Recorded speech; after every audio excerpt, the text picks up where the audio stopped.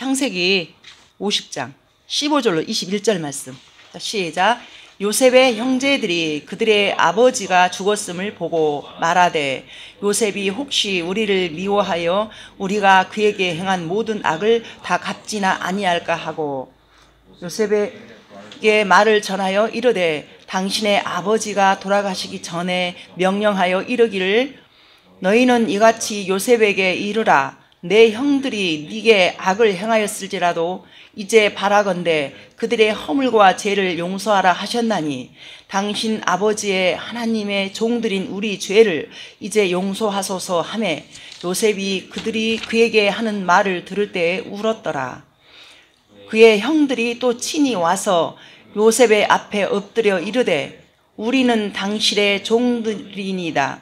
요셉이 그들에게 이르되 두려워하지 마소서 내가 하나님을 대신하리이까 당신들은 나를 해하려 하였으나 하나님은 그것을 선으로 바꾸사 오늘과 같이 많은 백성의 생명을 구원하게 하시려 하셨나니 당신들은 두려워하지 마소서 내가 당신들과 당신들의 자녀를 기르리이다 하고 그들을 간곡한 말로 위로하였더라. 아멘. 자, 오늘 말씀 주제는 악을 선으로 바꾸시는 하나님을 전하겠습니다. 며칠 전에 엊그저께 이제 설립 예배를 결정을 하고 이제 초청하는 문자 메시지를 보냈는데 제 친구 중에 한 사람이 연락이 왔어요. 뭐라고 연락이 왔냐면은 자기가 기도 제목이 생겼는데 너무 힘들다는 거예요. 그래서 그 기도 제목을 들어보니까 이제 제가 좀 이렇게 이해가 안 갔던 부분이 어떤 지점이었냐면은 불과 몇 년 전에 이제 제 동창인데 전화 와서 자기 자랑만 그렇게 많이 늘어났어요. 뭐라고 늘어나냐면은 자기는 골프를 치고 서울에서 뭐 정읍에 사는데 이렇게 왔다 갔다 하면서 뭐 태양광 그 광선 뭐 있잖아요. 그거 그 전기 사업 돈을 벌어가지고 몇십억을 주무르고 또 차를 무슨 차를 타고 자랑만 막 늘어놓는 거예요. 그래서 아이고 참 잘됐다, 너무 잘됐다. 이제 그러고 이제 걔 참 잘 나가는갑다 그랬어요. 근데 이제 엊그저께 전화 와서는 이제 뭐라 하냐면은 내가 너무 힘들다. 그래서 왜 그러냐 그랬더니 자기를 그동안 힘들게 했던 모든 사람들이 새벽 기도도 열심히 하는 사람인데 너무너무 힘들게 해서 기도할 때마다 그 사람 얼굴이 떠올라서 기도를 할 수가 없고 자기 몸이 완전히 다 무너져서 일어설 수가 없는, 그래서 지금 한 8주, 한 2달 이상을 일어나지도 못하고 밖에 나가지도 못하고 그렇게 하고 있대요. 근데 만약에 이제 그 친구가 이제 저한테 대한 마음을 좀 열어주고 대화를 하게 되면 뭔가 대화가 될 것 같은데 뭐라고 하냐면은 네 남편의 그런 아픔 나도 지금 현재 겪고 있고 내 아들들 똑같이 그러고 있고 그러니까 니는 나한테 말하지 마라 딱 닫아버리면서 그러면서 자기는 힘들기 때문에 너는 기도만 해줘라 그러더라고요. 근데 자, 이 얘기를 들으면서 원래 하나님 앞에서는 그 자존심 뭐 이런 것들이 다 무너지고 내려지는 거예요. 그리고 정직하게 나 약함을 그대로 드러내면서 그리고 하나님 앞에서 돈 많이 있다고 또 뭐 내가 어느 위치에 있다고 좋은 차 탄다고 우리 자랑할 게 하나도 없는 거예요. 그런데 그런 자랑만 하고 그러더니 이제 그런 상황에서는 그렇게 딱 닫아버리면서 이제 자신의 그 자존심이 이제 무너져 내린 거죠. 이제 이게 사람들은 생각할 때 자기 자존심이 무너지면 그걸 못 견뎌요. 우리 죄가 그래요. 자, 지금 우리 이 순간에 지금 사순절을 지나가고 있어요. 근데 그냥 주일하고 달라요. 이게 무슨 말이냐면 사순절이 이제 올해는 2월 14일부터 3월 30일까지 이게 어떻게 결정되어지냐면은 사순절이라는 기간이 예수님 이 땅에 오신 그 고난의 시간들을 갖다가 우리가 묵상을 하면서 예수님 이 땅에 왜 오셨는가, 또 무엇 때문에 예수님 죽으셨는가, 또 예수님께서 그 행하신 그 모든 그 행적들을 갖다가 우리가 묵상을 하면서 우리 자신의 그 모습도 돌아보고 또 다시 자신의 신앙 무너진 신앙도 다시 한번 이렇게 세우는 그 시간들을 갖는 거예요. 그래서 날짜가 2월 14일에서 3월 30일인데 그 어떻게 정해지는 것이냐면은 주일을 뺀, 그러니까 부활주일이 3월 31일이에요. 자, 그것을 거꾸로 역산을 해가지고 40일, 주일을 뺀 40일, 그러니까 2월 14일부터 그렇게 되어지더라고요. 그래서 이 기간 내에 제가 굳이 이 말씀을 정한 것은 이유가 있습니다. 자, 요셉이라는 그 인물을 가지고 오늘 이제 설교를 할 건데요. 이 요셉이 야곱의 12아들들 중에 하나예요. 근데 그 하나가 그냥 하나가 아니고, 자 보세요. 야곱에게는 4명의 아내가 있었어요. 첫 번째 아내가 레아, 그 다음에 라헬, 그 다음에 레아의 몸종이 실바, 또 라헬의 몸종 빌하. 자, 그래서 이게 야곱으로부터 온 요셉의 형제들이 그들의 아버지가 죽었음을 보고 말하되, 요셉이 혹시 우리를 미워하여 우리가 그에게 행한 모든 악을, 그래서 이 악이 지금 무엇인지를 살펴보고자 제가 지금 이 말씀을 꺼내는 거예요, 지금. 자, 이 형들이 요셉에게 어떤 악을 행했는가, 그것을 좀 살펴보겠습니다. 그래서 이 야곱의 아들들 중에 하나인 요셉이 왜 형들에게 미움을 받고 그 악행을 당했는가? 이 야곱은 12아들들을 낳았는데 이 12아들들이 한 명의 아내에서 태어났으면 아마 이런 문제가 없었을 것 같아요. 이게 4명의 아내. 첫 번째 아내 레아가 아들을 넷을 낳아요. 넷을 낳는 동안에 라헬도 아기를 낳았으면 좋았을 텐데 시기가 들어가서 왜 나는 낳지 못하는 걸까? 그래가지고 이 자기의 몸종 빌하를 갖다가 이제 야곱에게 들여보내요. 그러고 난 다음에 또 2 아들이 태어나. 그러니까 레아에게서 누벤, 시므온, 레위, 유다 4아들이 먼저 태어나. 그 다음에 이제 빌하라는 몸종을, 라헬의 몸종을 이제 야곱에게 들여보내. 그래서 거기에서 누가 태어나냐? 갓하고 아셀. 그럼 6명이 태어났어요. 그러니까 또 이제 레아가 또 이제 또 질투가 들어가는 거예요. 자신의 몸종을 또 들여보내. 그래가지고 실바에게서 갓하고 아셀이 태어나요. 그런 다음에 라헬에게서 태어났으면 좋았을 텐데 조금 있으니까 또 레아에게서 2 아들이 또 태어나요. 스불론하고 이사갈, 스불론. 그럼 벌써 몇 명이에요, 지금? 10명이 태어났어요, 10명. 근데 야곱은 라헬을 너무너무너무 사랑했어요. 그 라헬 때문에 라반의 집에서, 삼촌의 그 집에서 20년간을 라헬이라는 그 아내 한 사람 얻기 위해서 수년간을 그렇게 종으로 살아요. 근데 그렇게 사랑했던 라헬을 통해서 누가 태어났어? 11번째 아들인 요셉이 태어난 거예요. 그러면 야곱의 입장에서 이 요셉이 얼마나 이뻤겠어요. 너무너무 이쁜 거예요.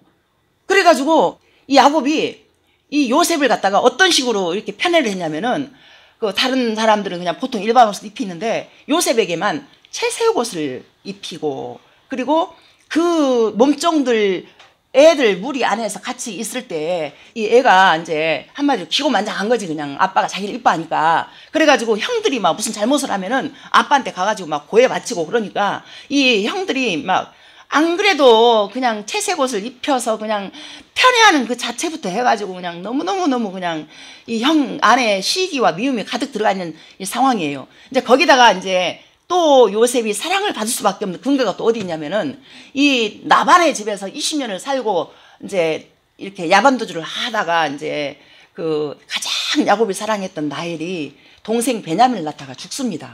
그러면은 그 엄마도 없어. 요셉하고 베냐민 엄마가 없어요. 없어. 그러니까 이제 야곱은 안 그래도 사랑했던 내 아내, 내 라헬의 그 아이 요셉과 베냐민을 이쁘고 죽고 못 사는 거지 이제. 그러니까 특별히 그냥 11번째 태어난 그 요셉이 야곱에게는 너무너무 귀한 아들인 거예요. 그런데 이게 이제 형제들 입장에서는 생각을 해봐요. 이게 자꾸 이렇게 편애를 하고 이뻐하니까, 만약에 우리 승현이 도현이랑 있는데 아빠가 승현이만 좋아한다 할지, 아니면 우리 도현이만 그런다 할지, 그러면 진짜 한 배에서 태어난 애들도 그런 싸움이 일어나잖아. 근데 이제 4명의 아내들 통해서 태어난 그 자녀들이 얼마나 시기 다툼으로 막 이런 일이 많았겠느냐고요. 그 속에서 이제 그렇게 지내던 중에 요셉이 꿈을 꾸게 돼요. 그럼 이게 눈치가 좀 있었으면 그 꿈 얘기를 안 하면 되는데, 이 꿈을 꾸게 되는데, 무슨 꿈을 꾸냐면은 볕단이 12개가 자기 단은 일어섰는데 11개 단이 자기 앞에 다 삥 둘르더니 탁 엎드려 절을 하더래요. 그리고 또 한 번 꿈을 꾸는데 해와 달과 12별들이 자기 앞에 전부 다 무릎을 꿇고 이렇게 딱 절을 하더래요. 근데 그 꿈을 자랑 삼아서 아빠하고 형들한테 자랑을 막 하는 거예요. 그냥 내 얘기 좀 들어보시오. 막 자랑을 하는 거야. 그러니까 이제 이 형들은 지가 무슨 뭐 왕이 될 건가 하면서 막 이제 막 시기도 하고 막 질투하고 막 더 욕을 하고 막 이러는 거죠, 이제. 그런데 그때 이제 야곱은 이렇게 하나님 주신 꿈도 꾸고 만나고 했던 사람이기 때문에 이것을 신중에 그걸 담아라. 이제 그런 상황에서 이제 요셉이 몇 살이 되냐면은 17살이 돼요. 17살. 그때 이제 세겜으로 이제 형들이 양을 치러 갔어요. 그 당시는 다 전부 다 이제 양을 치면서 먹고 살았는가 봐요. 양을 치러 갔는데 이제 이 요셉을 이제 아빠가 불러요. 야곱이 불러. 그래서 요셉아, 저 형들이 양을 잘 치고 있는지 아니면 양이 이제 어떻게 잘못됐는지 가서 한번 돌아보고 와라. 그러니까 이제 이 요셉이 심부름을 가요. 가서 만나요. 만나는데 이제 그때 이렇게 채색옷을 입고 딱 오는 걸 보고 요셉이가 오는 걸 보고 형들이 뭐라냐면은 야, 저 꿈꾸는 자가 온다. 저거 안 그래도 미워 죽겠는데 우리 같이 핥아서 죽여버리자. 이렇게 모의를 하는 거예요. 그러니까 이제 요셉은 아무것도 모르고 이제 아빠 심부름 한다고 왔어.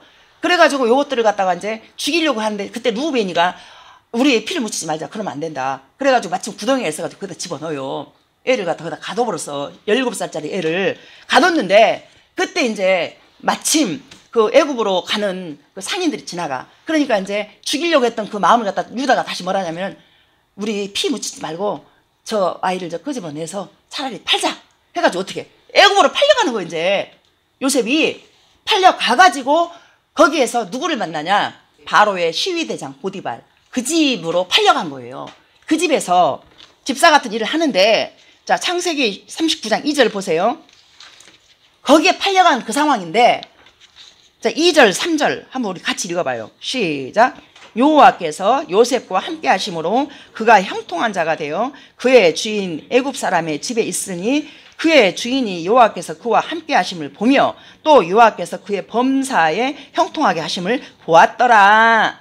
아멘. 자, 요셉이 지금 현재 행복한 상황이에요? 불행한 상황이에요? 일이 꼬였어요? 아니면 풀려 있는 거예요? 꼬여 있는 거잖아요. 그죠? 왜냐하면 애굽으로 종으로 팔려갔으니까 아빠 밑에서 그 사랑 독차지하면서 그렇게 받았던 그 상황. 그리고 야곱은 이때 어떤 마음이 있겠어요? 형들이 어떻게 거짓말을 했냐면은 그 옷을 갖다 뺏겨가지고 염소를 잡아가지고 순염소를 잡아가지고 피를 묻혀서 그 아빠한테 갖다 주니까 그 야곱이 어떻게 건드리겠어요? 정말 머리에 죄를 쓰고 슬퍼하면서 그냥 이 악한 짐승에 잡아 메꿨다 이거. 그러니까 그렇게 이제 믿게끔 해서 형들이 갔다가 그렇게 모함을 한 거지 한마디로. 이제 그런 상황이에요 지금. 그러니까 아빠는 아빠대로 너무나 슬프고 힘든 시간을 보내고 있는 상황이고 그 다음에 이제 이 요셉은 요셉대로 남의 집에 이렇게 종살이 그것도 남의 나라로 그냥 팔려가지고 가가지고 그 보디발의 그 집사로 이제 들어갔어요. 근데 하나님께서 놀랍게도 하나님이 함께 하심으로 형통하게 하셨다. 이렇게 말씀하고 있는 거예요 지금. 그래서 이렇게 형통하게 하였다라고 해서 이렇게만 살면 얼마나 좋았겠어요. 근데 거기에 너무 사악하고 너무너무 그 세속주의 너무너무 이쁜 보디발의 아내가 있었어요. 자꾸 요셉을 꼬시는 거예요. 근데 요셉은 도망 다녀요. 근데 그 17살이고 그러면 이제 한 20살 이제 이렇게 됐을 것 같은데 얼마나 피가 끓는 청춘이겠습니까? 근데 이거를 갖다가 이 요셉이 어떻게 고백을 하냐면은 39장 9절 보세요. 자, 이 집에는 나보다 큰 이가 없으며 주인이 아무것도 내게 금하지 아니하였어도 금한 것은 당신뿐이니 당신은 그의 아내임이라. 그런즉 내가 어찌 큰 악을 행하여 하나님께 죄를 지으리까? 고백하면서 단칼에 잘라. 그런데 아주 끈질기게 이 여자가 계속해서 자꾸 유혹을 해요. 근데 어느 날 이제 아무도 없는데 이 여자가 다시 이렇게 막 옷을 붙잡고 막 그러니까 요셉이 옷을 벗어버리고 뿌리치고 도망가 버려요. 근데 그때 이제 그 보디발이 들어왔어. 들어와가지고 이제 이렇게 뭔 일이냐 그런 게 이 아내가 어떻게 말을 해버리냐면은 저 히브리 저 종이 나를 갖다가 이렇게 어떻게 해보려고 그랬다. 덮어 씌워버리는 거예요. 그래가지고 이것을 덮어 씌웠기 때문에 어떻게 왕의 그 신하들이 갇힌 그 감옥에 갇혀버린 거예요. 요셉이 억울하게. 자, 그런데 그 왕의 신하들이 갇힌 그 그 감옥 안에서 누구를 만납니까? 술 맡은 관원장하고 이제 떡 굽는 관원장을 만나요. 근데 거기에 가서도 39장 23절 보세요. 간수장은 그의 손에 맡긴 것을 무엇이든지 살펴보지 아니하였으니 이는 여호와께서 요셉과 함께 하심이라. 여호와께서 그를 범사에 형통하게 하셨더라. 너무 말이 앞뒤가 안 맞지 않아요? 감옥에 들어가가지고 있는데 그 요셉 입장에서는 지금 얼마나 억울하고 분할 일이에요. 근데 하나님이 함께 하심으로 인해서 형통하게 하셨더라.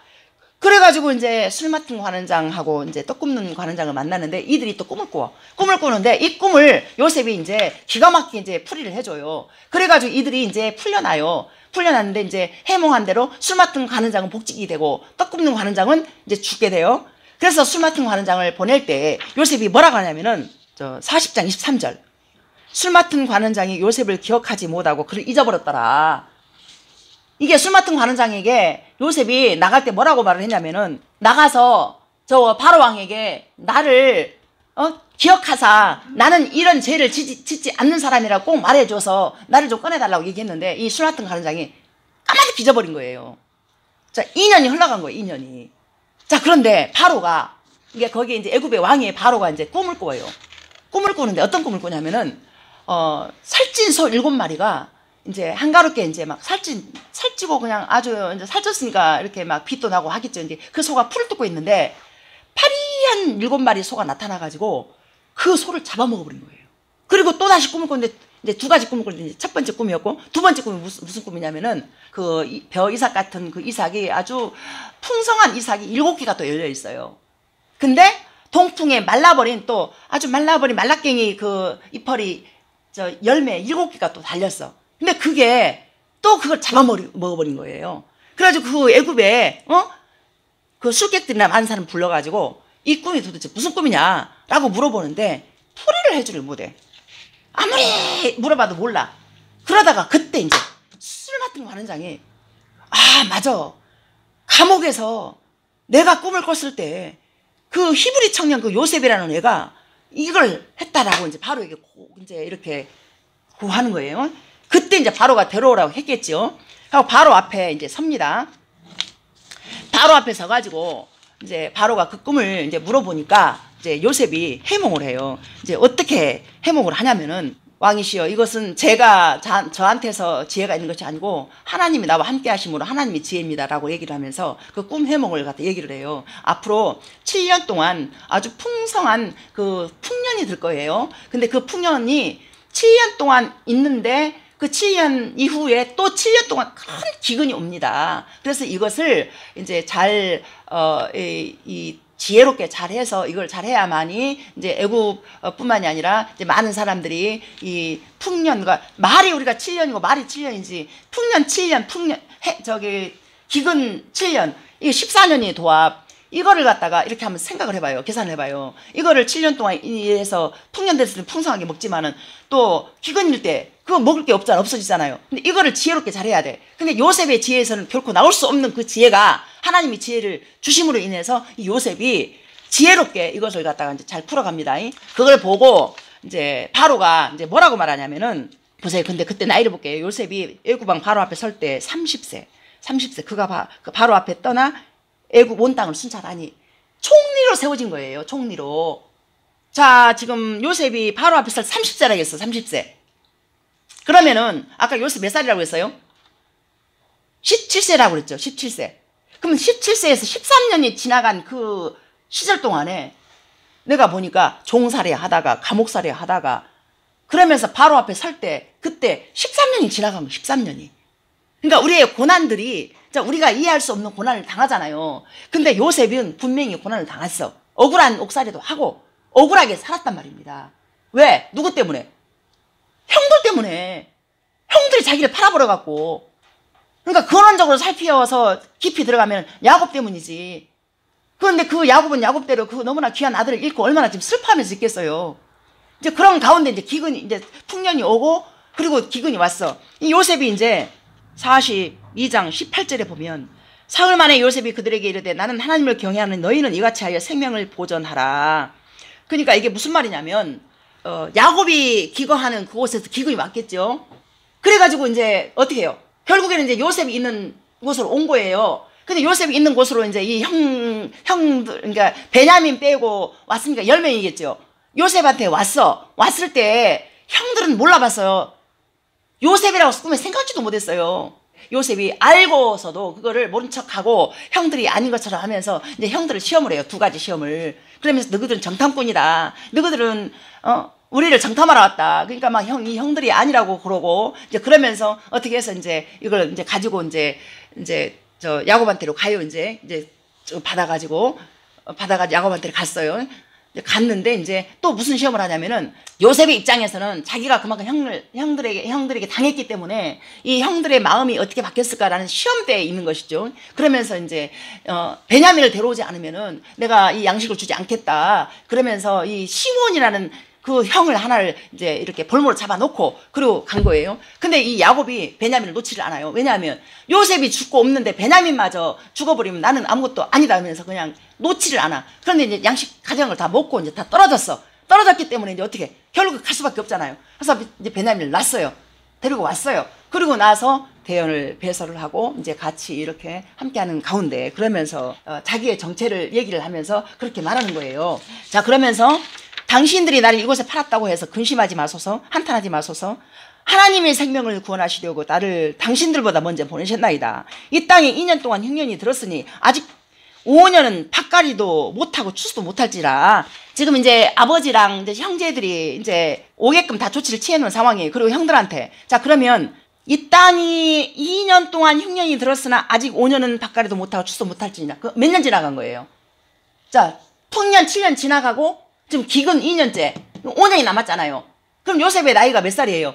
17살이 떠나와가지고 30세 바로 앞에 서서 그리고 풍년 지냈어요. 그러면 7년 지나가고 2년 더 지나갔잖아요.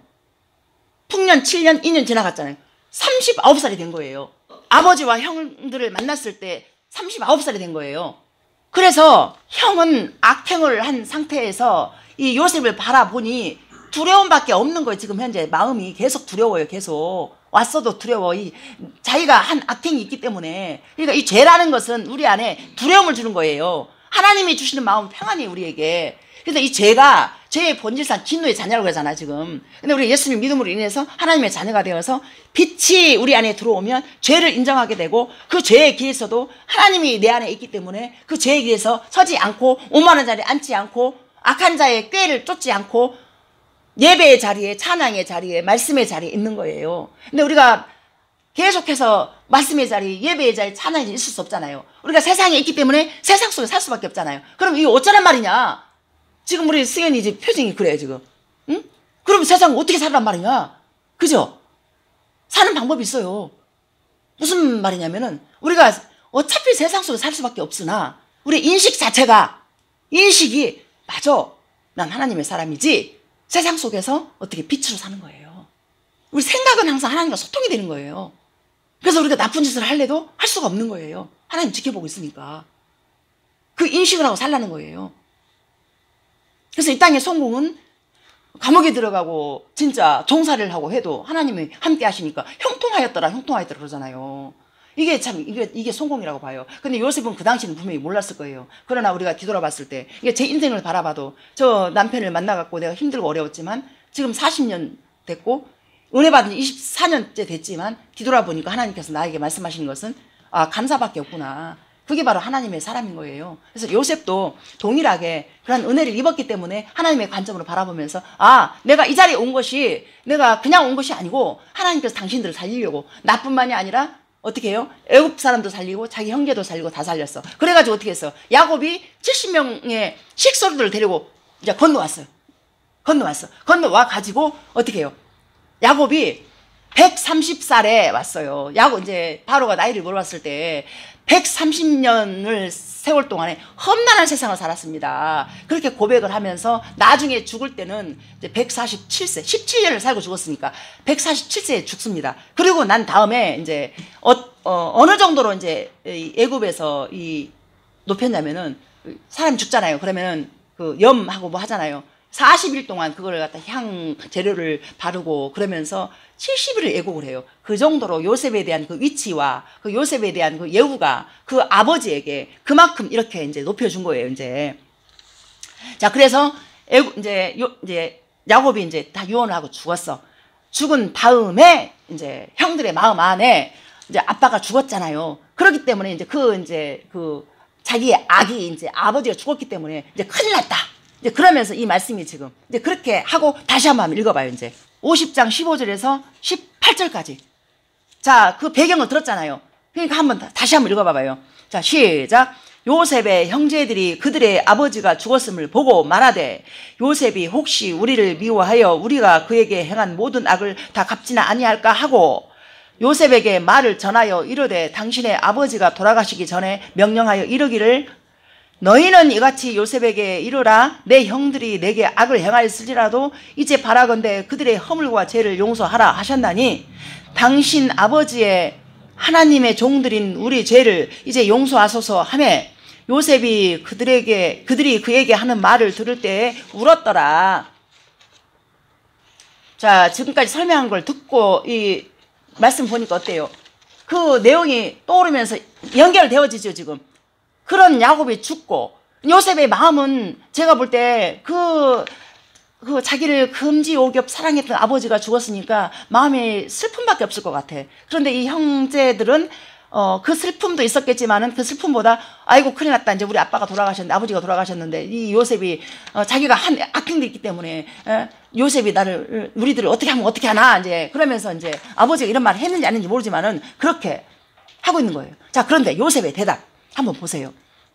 19, 20, 21절 우리 같이 한번 읽어봐요. 시작.